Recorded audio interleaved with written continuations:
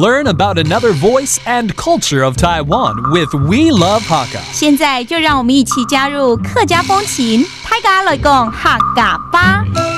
Hello everyone, it's time for another Practical Hakka right here on ICRT FM 100. Hello， 你好，大家好，我是 Alice Pong。Hello, 你好，大家好，我是 Joseph Ling. And let's talk about something that we encounter very often, especially if we go to a restaurant and we want to ask politely, or maybe when you're taking public transportation and you want to ask politely again, is this seat taken? 请问你旁边的位置有人坐吗？ OK， 请问蒜头。你有蒜头啊？蒜条。蒜头。你旁边就是蒜条，所以蒜条 next to you。给位。给位哦，这是位置嘛，对不对？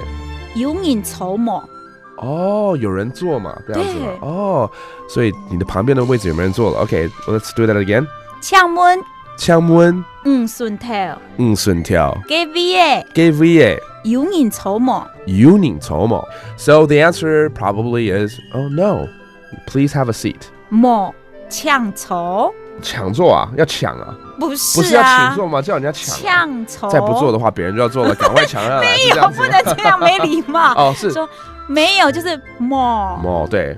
抢坐，是请坐，就请坐就对了。而且听起来有点像要叫人家抢位置。那海陆腔有点更像哦，真的吗？抢错哦，真的很像哎。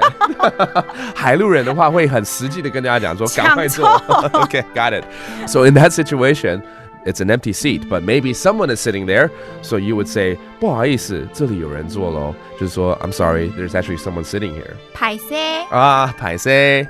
亞位有人坐。哦，亞位這個位置，亞位有人坐。對，這個位置有人坐。Okay, that means again, I'm sorry, someone is already sitting here.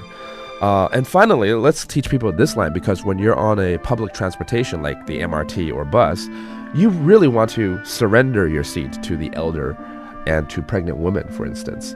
OK, 搶用位，搶用位，本老人家。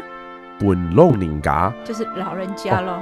本好像是分，就是对，给老人家。就跟台语一样分一样的道理。对。老人家 that means the elderly.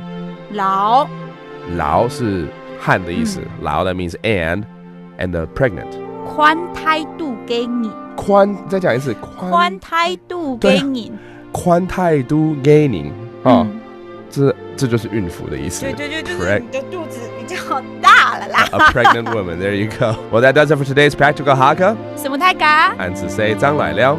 客家風情由行政院客家委員會監製。We Love Hakka has been brought to you by the Executive Yuan's Council for Hakka Affairs.